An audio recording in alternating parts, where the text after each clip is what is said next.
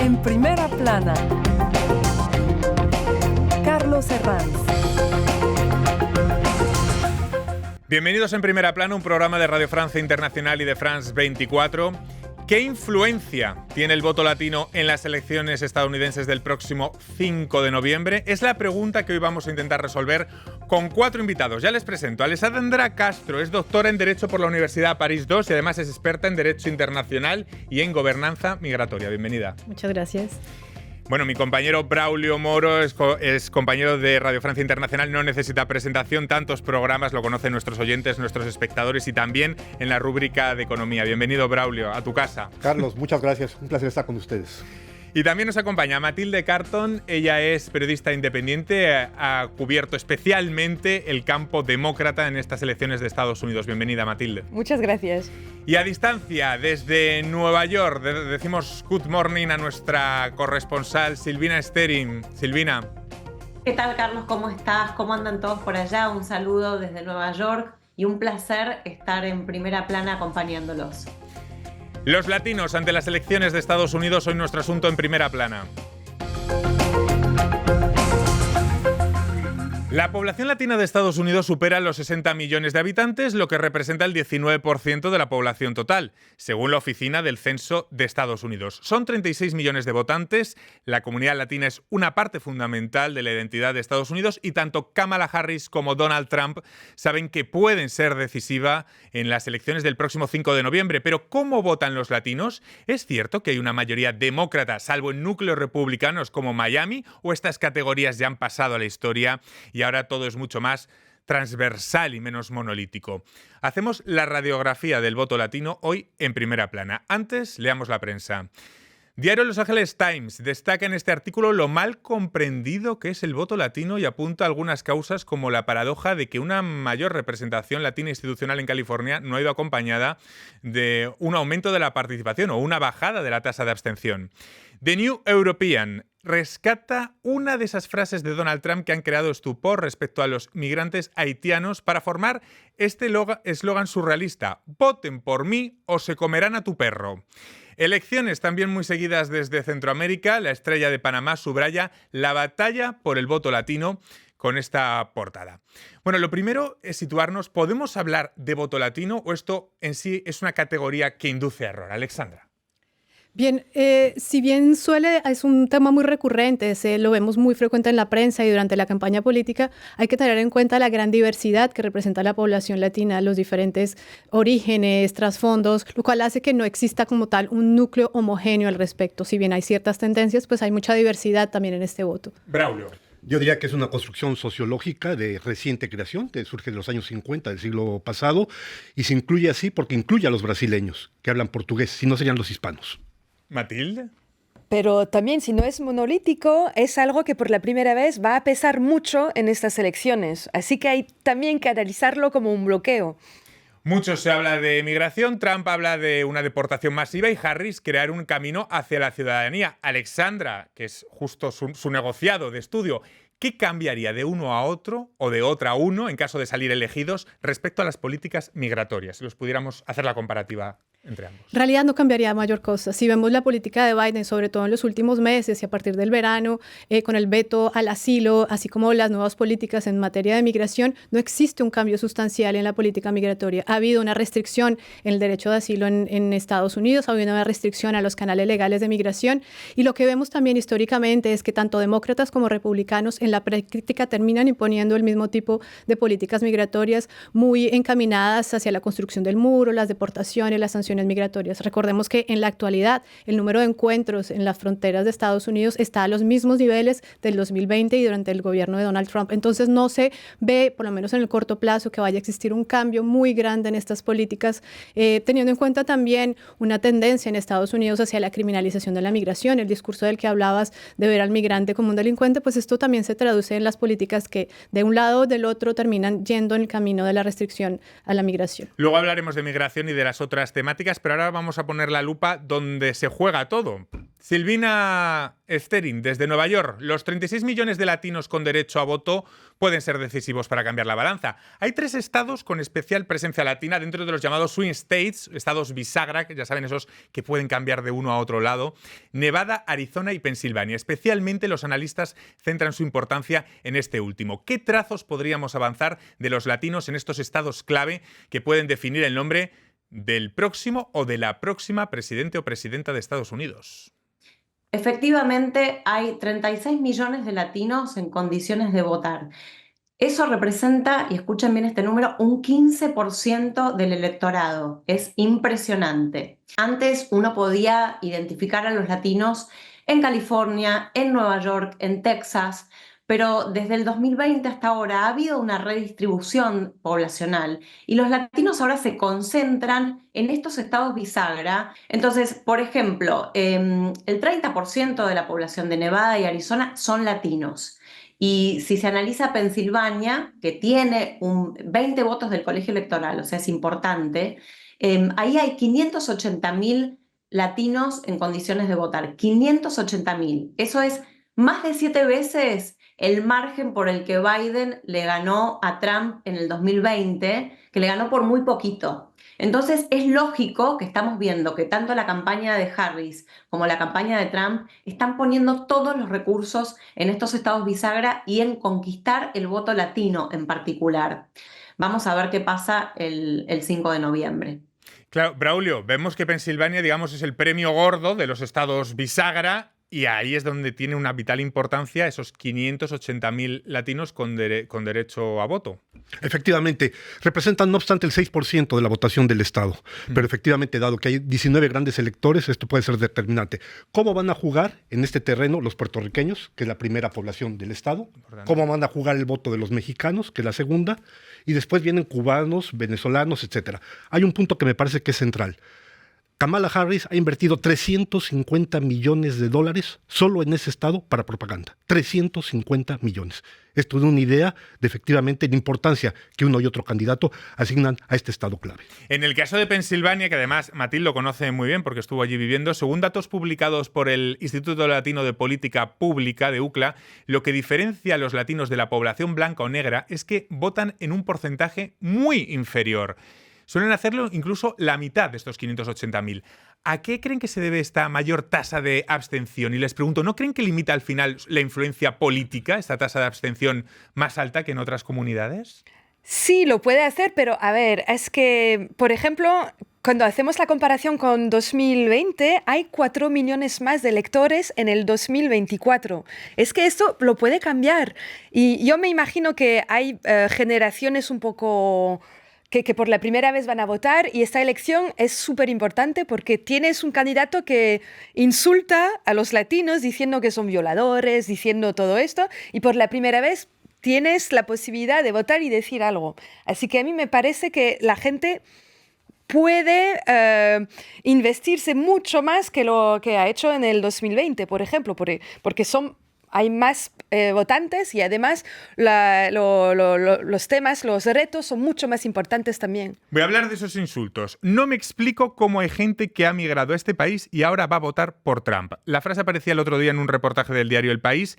¿Cómo responderían a esto? Alguien que dijera esta frase. ¿En qué claves podemos dar de que alguien se frote los ojos ante el hecho de que un latino, un migrante, un hijo de la migración, vote por alguien que criminalice o que insulte al migrante? Esto es muy interesante porque tiene que ver con un factor sociológico de la migración.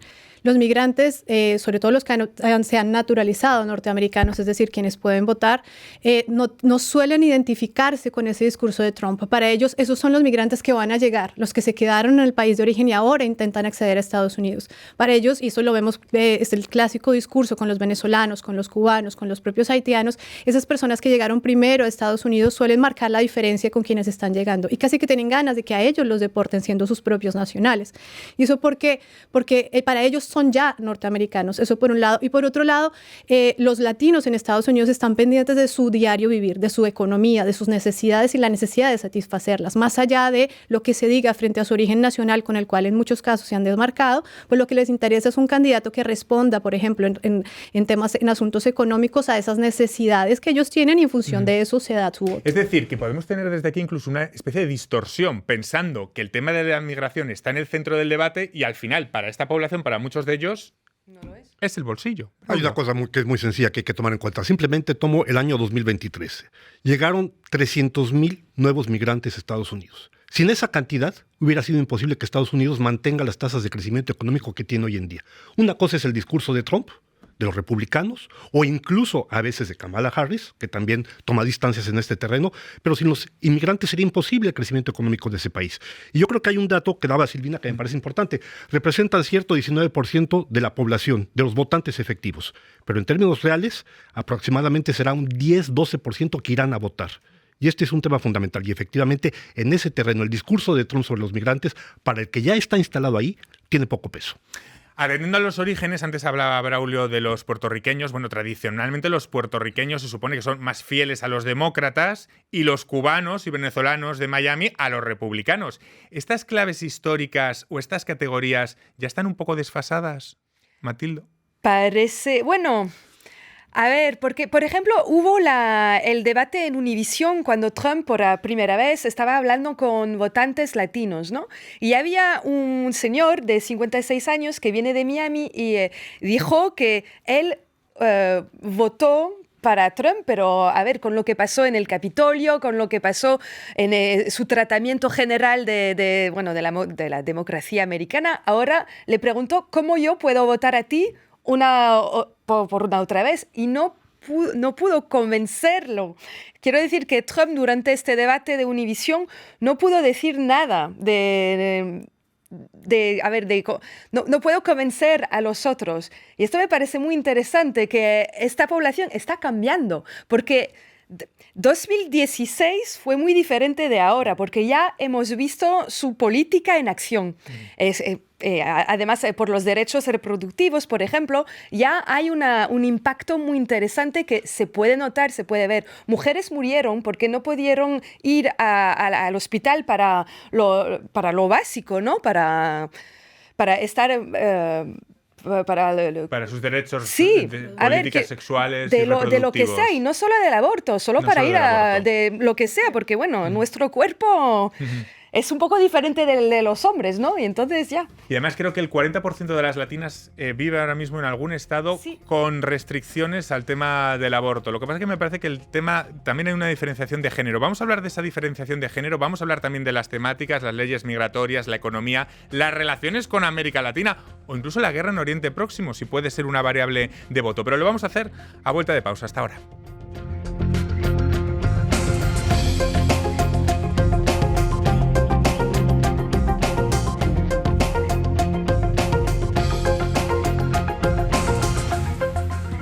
RFI, la selección del mes. Bazarba.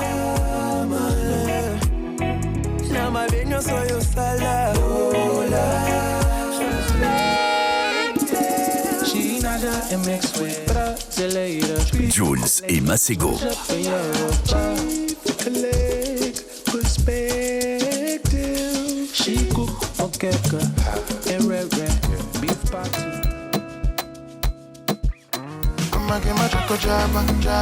Biuche.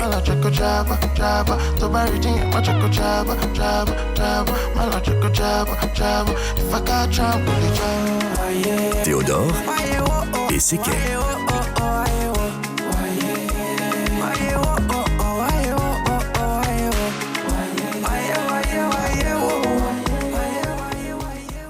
RFI. En primera plana esta semana hablando del voto latino en las próximas elecciones del 5 de noviembre en Estados Unidos. Lo hacemos con mis compañeros periodistas Matilde Carton y Braulio Moro y con la doctora en Derecho Alexandra Castro, y también nos sigue nuestra corresponsal desde Nueva York, Silvina Esterín.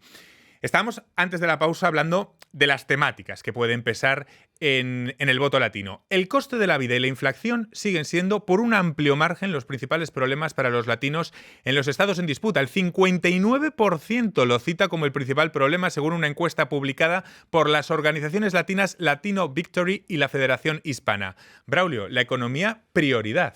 Efectivamente, y es una cosa muy contradictoria porque de un lado es cierto que ha crecido la economía después del COVID. ¿Sí? No obstante, esto se le adjudica fundamentalmente a las políticas de Trump y no de Biden. Aquí hay un primer problema. Segundo, hay que recordar que la población de origen hispano o latina tiene más o menos 50% de casas en propiedad. No obstante, la inflación, que ha sido bastante alta, la gente la vive como un problema central. El costo de la vida lo viven como un problema central. Los datos que tú dabas son bastante patéticos. Pero hay otro elemento más, por ejemplo, de estados como Nevada. El costo de la vivienda se duplicó en apenas 4 años. Hace rato yo daba un elemento. Si tú sacaste un crédito hipotecario y pagabas $1,000 al mes el año pasado, ahora pagas 2,000. Esto para la gente es imposible. Y es ahí donde se va a definir la elección presidencial de Estados Unidos. Vamos a por más claves. Dentro del voto latino hay una segmentación también clave, la del género. La campaña Hombres con Harris busca recuperar el voto del electorado latino masculino más proclive a alinearse con Donald Trump que las mujeres hispanas mucho más cercanas a Harris. Les pregunto, a Alessandra, Matilde, ¿esta es la verdadera batalla dentro de la captura del voto? Es decir, ¿los hombres hispanos son más propensos que las mujeres hispanas a decir que Trump es el candidato que representa sus puntos de vista en temas claves como la economía? A mí me parece que el voto latino, en cuanto a esto, sigue lo del voto, vamos a decir, medio, ¿no? Sí, porque, a ver, hay y se nota en cuanto en cómo ellos hacen la campaña también. El voto de Trump es claramente mucho más masculinizado. Y él está hablando a los jóvenes, a los hombres jóvenes, ¿no? Y que son muy masculinistas. Y también hay una generación que solo conocía a Trump casi, ¿no? Es que su discurso es casi normalizado de una manera por las generaciones muy jóvenes. Y además están muy metidos en el Internet y con J.D. Vance, que es su ticket. Sí, en su ticket, él está hablando a una porción de los votantes que son muy online, se dicen los incels. Quiero decir que son muy masculinistas y ellos piensan que dando más derechos a las mujeres es algo que los tomamos a ellos, ¿no? Y esto se sienten amenazados por el feminismo. Exactamente. Que y tampoco entonces, es algo solo de Estados Unidos, esto lo estamos viendo en todos los sitios ya. Trump está haciendo una campaña en cuanto a esto. Esto es el reto, porque con las mujeres es algo muy diferente, porque ahora se nota que su política, él, ya tiene un sentido, ya tiene un impacto en cuanto a la salud y en cuanto a las libertades de las mujeres. Sí, en cuanto a las mujeres, Harris ha querido subrayar que el 40% de las latinas viven en un estado con restricciones para el aborto y aquí sí que claramente marca diferencia en temáticas respecto a su rival, ¿no? Aquí sí que saca bandera Harris. Sí, digamos que las votantes que tenemos que tener en cuenta también que es una mujer, sería la primera mujer presidenta de Estados Unidos y esto es algo que no es para nada anodino. Esto normalmente va a llevar a muchas mujeres a votar dentro de esta idea de primera vez una representación femenina en la Casa Blanca. Pero también me gustaría traer a colación el aspecto religioso, que también es un factor determinante en esto de los derechos reproductivos. Vemos que las mujeres que votan, teniendo en cuenta este factor, lo hacen buscando, como lo decías bien, ejercer sus derechos reproductivos de manera libre, pero por otro lado está este discurso religioso que es bastante fuerte en Estados Unidos y bastante fuerte también dentro de la comunidad latina. Tengamos en cuenta que los países latinoamericanos son muy abocados a la religión y en estos escenarios entonces el mensaje pro aborto o el mensaje contra el aborto y pro vida suele ser muy determinante para el voto. Entonces en los dos sentidos creo que juega un papel preponderante. Vamos hasta Nueva York. Corresponsal Silvina Sterin. ¿Hay alguna tradición de un voto latino algo más demócrata que viene recortándose desde la irrupción de Trump y por orígenes ciertos feudos característicos, como ya hemos comentado antes, los cubanos de Miami, ¿no? Son los típicos pro-republicanos. O los puertorriqueños, allá en la costa este, mucho más demócratas. ¿Se han ido difuminando estas tendencias con el paso del tiempo y las realidades de las nuevas generaciones? Tradicionalmente, los latinos de Florida, de Miami en particular, han sido siempre republicanos y cuando uno se va a California u otros lugares de la costa este, como Nueva York, como Boston, Chicago, ahí es donde se encontraban más los latinos demócratas. Los latinos han ido gradualmente gravitando hacia el Partido Republicano. Y uno puede decir, ¿cómo puede ser, no? Con las cosas espantosas que dice Trump, por ejemplo, de nosotros. Pero de todas maneras, hay algo en el mensaje de Trump que cautiva a los latinos. Yo creo que ha hecho un gran trabajo Trump desde el 2016 en repetir hasta el hartazgo que él no es anti-inmigrante, sino que es anti-migrante ilegal. Pero los latinos igual se dejan seducir por esto, quizás en un afán de diferenciarse dentro de los latinos. Por otro lado, los latinos en general son pro armas, entonces este mensaje de defensa radical y a rajatabla de la segunda enmienda también los seduce. Muy interesante estas claves. Braulio, la relación entre Estados Unidos y México. Bueno, también Alessandra, por supuesto. Es todo un clásico para el análisis. ¿Cómo cambiaría la relación de Claudia Sheinbaum, que acaba de llegar al poder en México, según sea Harris o Trump quien llegue al poder? ¿O se impondría en un caso o en otro el pragmatismo económico? Eso daría para un programa entero, pero sí, te lo voy a resumir en tres elementos muy rápido.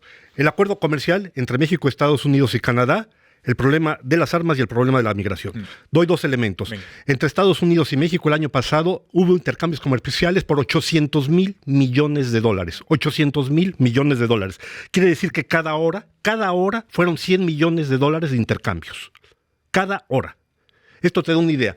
Puede haber muchos discursos, pero esta es una cuestión práctica. México exporta más de 3 millones de automóviles cada año a Estados Unidos y son empleos que están generando también favores en Estados Unidos. Si Estados Unidos cierra la frontera, eso se cae, lo mismo que en la agricultura. ¿Va a cambiar mucho? Yo no creo. A lo mejor, si Harris gana, no habrá muro, pero por lo demás no creo que haya un cambio sustancial. Otro elemento fundamental es el de las armas. Quiero dar un elemento porque eso es un tema que se conoce poco. Simplemente en Estados Unidos hay, según la oficina de la Agencia de Alcohol y Tabaco, hay en todo Estados Unidos 77,813 puntos de venta de armas legales. Y solo en la frontera, entre México y Estados Unidos, es decir, California, Arizona, Nuevo México y Texas, 22,689 puntos de venta. Si Estados Unidos quiere resolver el problema del narcotráfico, del problema del fentanilo, tiene que resolver el problema del tráfico de armas. 200,000 armas entran ilegalmente a México cada año por este problema fundamental. Ahí está el tema de las relaciones entre México y Estados Unidos en los meses a venir. ¿Algo más a añadir, Alessandra? En el tema migratorio hay mucho que decir. Hay que considerar que en los últimos años México ha refortalecido su rol de socio de Estados Unidos en la externalización de las fronteras y eso tiene un impacto en todo el continente. Yo creo que eso es un tema muy trascendental, ya que las políticas y los acuerdos entre los dos países han llevado a un represamiento de esa población que intenta llegar a Estados Unidos a lo largo de todo el continente. Estados Unidos ha concluido acuerdos no solo con México, sino con otros países de la región. Entonces, esas relaciones México y Estados Unidos tienen mucha tela por cortar, efectivamente, pero en el tema migratorio especialmente, ya que México ha sido el principal aliado de Estados Unidos en su proceso de control migratorio. Hablemos de referentes. Hace unas semanas estaba Mathilde Carton en este programa y estuvimos hablando sobre Taylor Swift, sobre la influencia de Taylor Swift, cuando todavía no se había pronunciado, por cierto, a favor de los demócratas. Bueno, pues ahora en el campo latino hay otra estrella codiciada. Los equipos de campaña, tanto de Harris como de Trump, han intentado por todos los medios atraer a sus órbitas a la figura del cantante puertorriqueño Bad Bunny. Mathilde, ¿este apoyo por qué es tan clave? ¿Para qué influencia le conceden ambos contendientes? Es que puede parecer artificial, pero ahora la gente consume los medios y consume la información de manera muy diferente. Quiero decir que cada uno no va a ver a CNN o a cadenas oficiales. Entonces, cuando tú escuchas a reggaetón todo el día y si te interesas a Bad Bunny, por ejemplo, su posición política lo vas a entender y los políticos pueden lograr una otra población, un otro segmento de votantes, ¿no? Que si no sabes cómo hablar a los jóvenes, ¿no? Sí, sí. Y entonces cuando Bad Bunny dice algo va a tener un impacto mucho más importante que una entrevista, vamos a decir, clásica, ¿no? Y él al momento no ha dicho nada especial en cuanto a Harris, pero él hizo una canción anti-Trump en el 2020 que se llama Compositor del Año y estaba diciendo cosas muy malas a propósito de Trump, pero bueno, entonces podemos imaginar que él va a declararse como demócrata, pero es verdad que el tema de Puerto Rico nunca fue pensado, o por lo menos nunca fue exprimido por Kamala Harris, ni tampoco Trump, que cuando hubo el hurricane, y que él estaba como de, bueno, vamos a darles un poco de papeles higiénicos, y como de, bueno, eso no me parece una buena política. Claro, aunque hay que recordar que el puertorriqueño que puede votar es el que vive en Estados Unidos, no el que vive en la isla. Primera cuestión. Es verdad. Y segundo, por lo que tú dices que es muy importante, 53% de los electores hispanos en Pensilvania son de origen puertorriqueño. Esto puede definir las cosas, ¿eh? Volvemos a Nueva York. Silvina, allá, a pie de calle Nueva York, aunque ya sabemos que el resultado será demócrata en Nueva York, pero ¿qué inquietudes expresan los latinos ante la contienda? Los que afirman apoyar a Trump pese a sus diatribas contra los migrantes y las últimas polémicas con haitianos, venezolanos, dijo que su primera deportación masiva empezaría con ellos. ¿Con qué argumentos dicen que le van a votar? Nueva York es totalmente demócrata. Pero dicho eso, no toda la ciudad de Nueva York es totalmente demócrata, a pesar de que Nueva York se jacta, por ejemplo, de haber echado a Trump. Trump nació en Queens, es neoyorquino, más neoyorquino que el bagel, y el neoyorquino se enorgullece de haberlo eyectado a Mar-a-Lago. Pero dicho eso, hay ciertos parches dentro de Nueva York que son republicanos. Yo creo que se da una coyuntura muy especial.